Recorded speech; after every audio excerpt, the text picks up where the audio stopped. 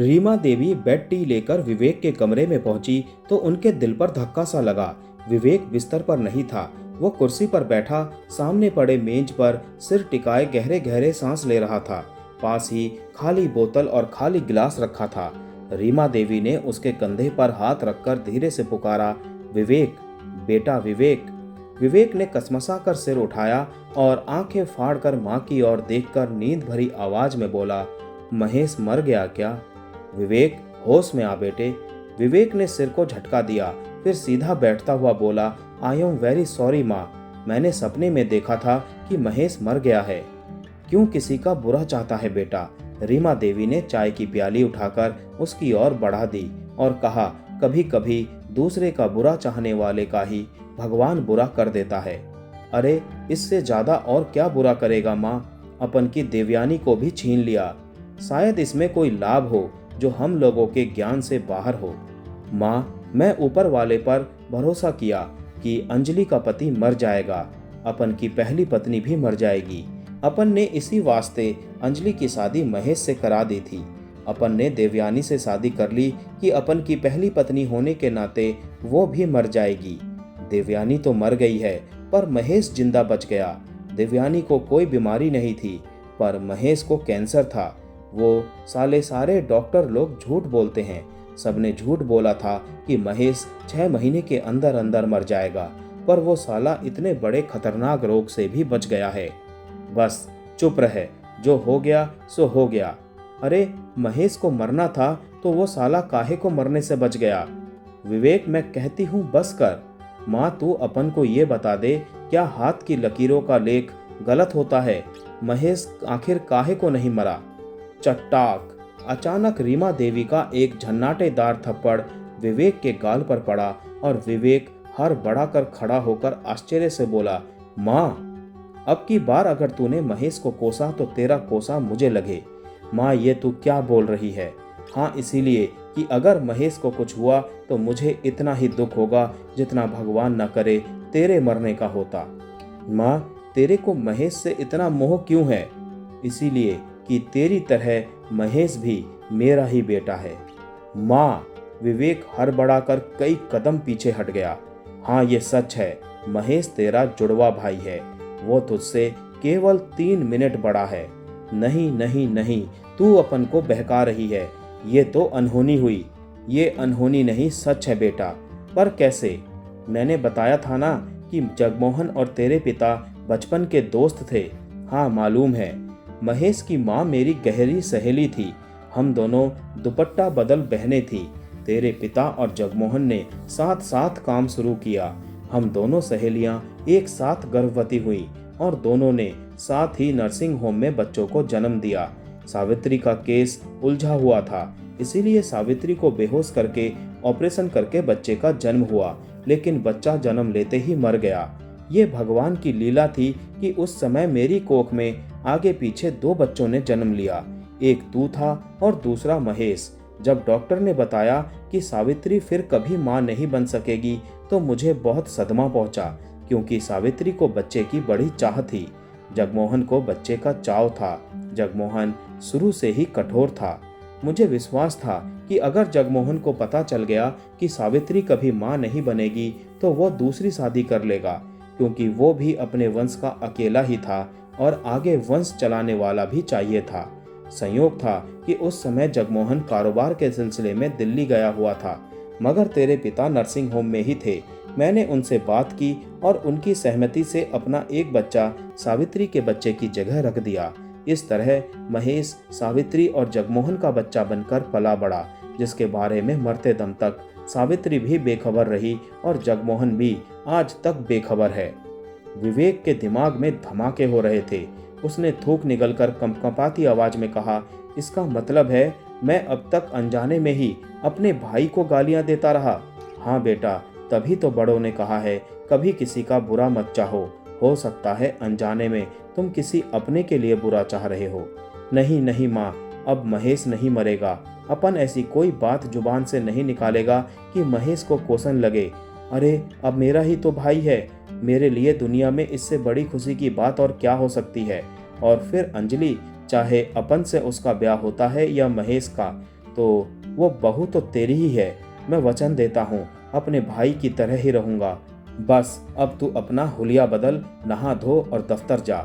महेश के साथ खून के रिश्ते इतने गूढ़ के बारे में सुनकर विवेक बड़ा अजीब महसूस कर रहा था। इसी बात को तो भाग्य कहते हैं। कौन जाने किस समय तक किसी का कौन सा भेद छुपा रहता है और कौन सगा स्वयं ही उभर आता है।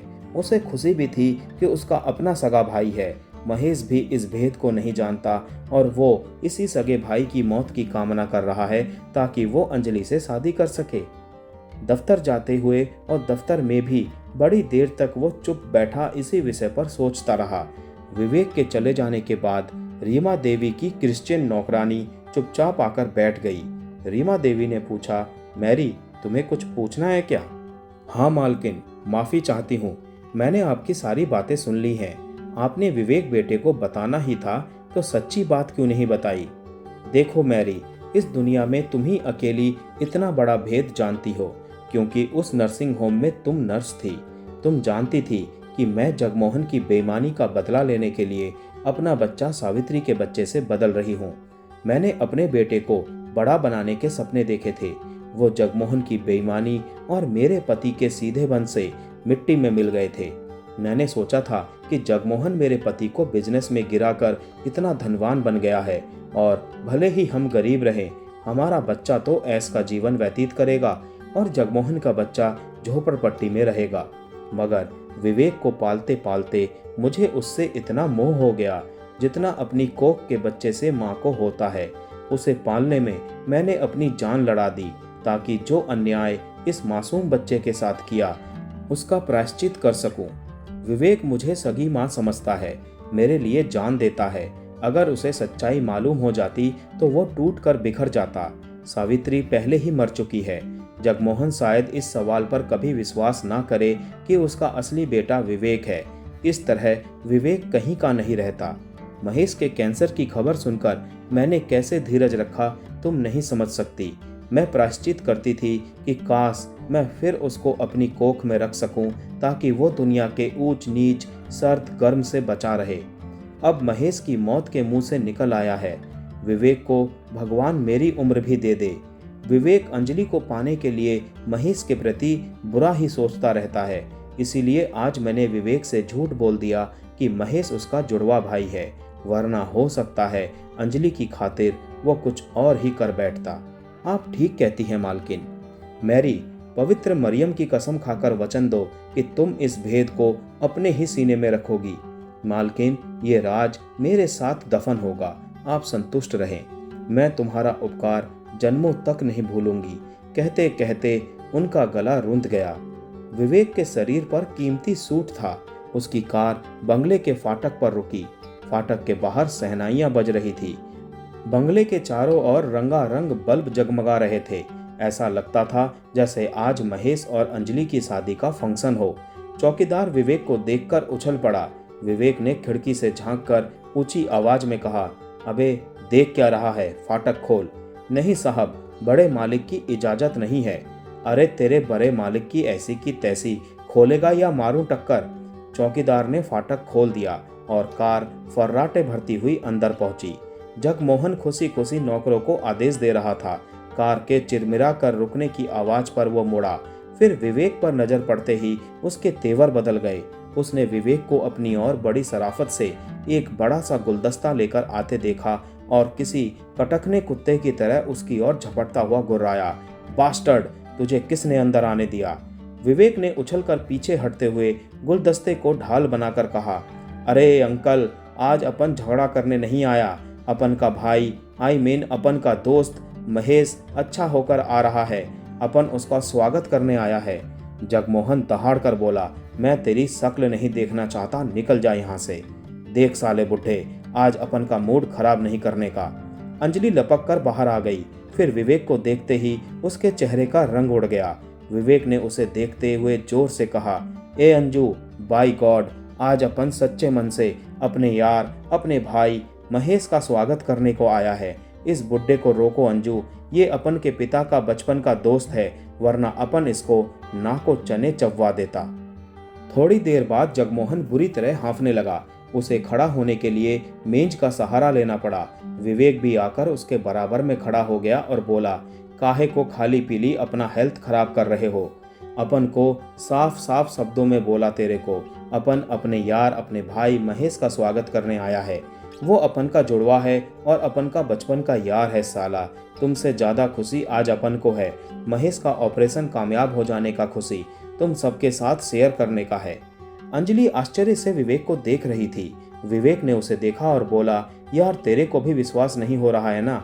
अच्छा आने दे महेश को, अपन उसके सामने तेरे को भाभी बोलेगा।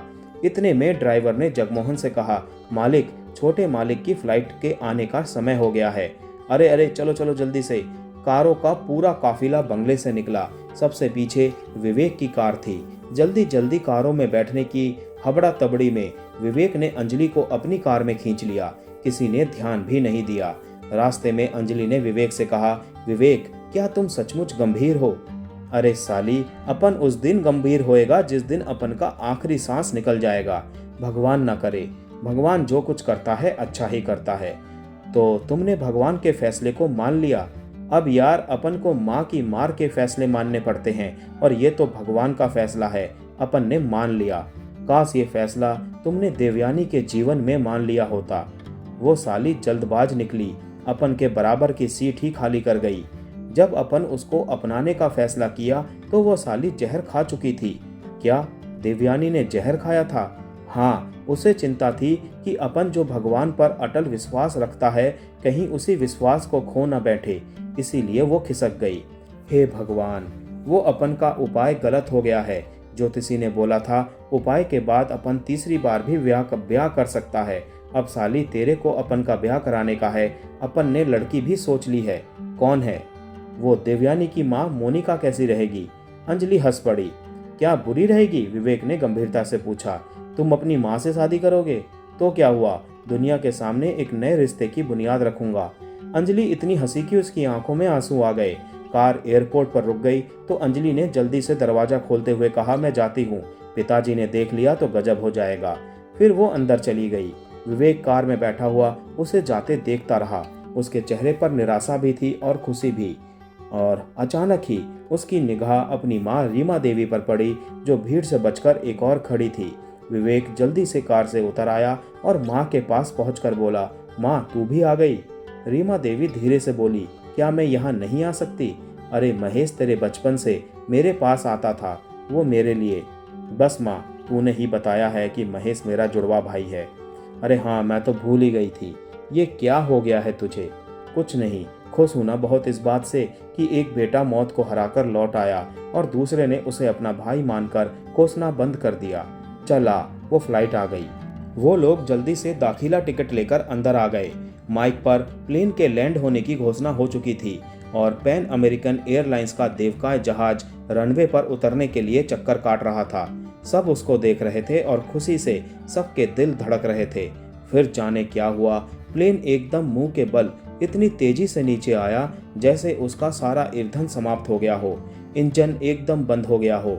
लोग सन्नाटे में रह गए और चंद सेकंड भी नहीं लगे और पूरा प्लेन मुंह के बल जमीन से आ टकराया। एक कान फाड़ देने वाला धमाका हुआ। साथ ही आग और शोलों में लिपटे हुए जहाज के सैकड़ों टुकड़े ज्वालामुखी के फूटे लावे की तरह हवा में उड़ते नजर आए, जिनमें इंसानों के शरीर भी थे। ऐसा लगा जैसे एयरपोर्ट में प्रलय आ गई हो। रीमा देवी तेजी से सीना पीटती हुई चिल्लाती हुई दौड़ी, मेरा बच्चा, मेरा महेश। माँ! विवेक उसके पीछे दौड़ा। इमरजेंसी गाड़ियां लाउंज में खड़ी भीड़ को रोकने के लिए आ गईं। दर्जनों एम्बुलेंस, फायर ब्रिगेड घटनास्थल की ओर दौड़ पड़े।